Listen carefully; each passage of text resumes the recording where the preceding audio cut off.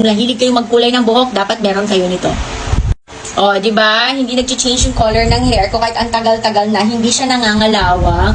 Ang ganda pa din, only that tumubo-tubo na kasi yung black dito sa buhok ko. So, kailangan ko na namang mag-color. So, dahil lagi ako nagpapakulay ng hair, meron akong stock ng Merisan Purple Toning Shampoo. Eto guys, yung kaibigan kong hairdresser ang nag-suggest sa akin ito na bumili ng ganito para daw gamitin kong shampoo sa hair. Hindi naman kailangan everyday, kahit twice a week lang to sustain yung color ng hair nyo. Kasi di ba yung iba kapag nagpapakulay sila, after how many months, nag-iiba nangangalawang yung itsura ng hair, dry na dry yung itsura. Kaya tingnan nyo ako guys, kahit sobrang tagal na ng kulay ng hair ko, hindi talaga siya nagda-dry. Ang ganda pa din niya. Ito yung ginagamit ko, nakastock lang ako ng Merisan Purple Toning Shampoo. Ito yung like ko ginagamit, pero twice a week ko lang siya ginagamit. Kasi of course, meron tayong mga favorite na ginagamit na shampoo. So isama nyo lang siya sa hair care routine nyo. Sobrang mura lang naman ito guys. In the form of pump na siya. Tapos 300 ml. Ang tagal na nga nito sa akin eh. Ilang beses lang ako mag-purchase sa isang taon.